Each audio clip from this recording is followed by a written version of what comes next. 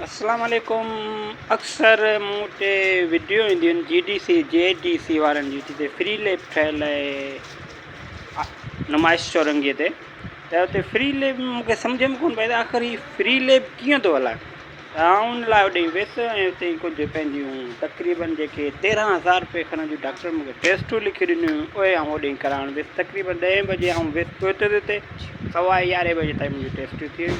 मूं चयो ज़रूरु कुझु न कुझु घुरंदा, पर हुननि कुझु कोन घुरियो JDC वारनि, ऐं चयो सुभाणे 12 बजे तव्हां पंहिंजूं टेस्टूं खणी वञिजा।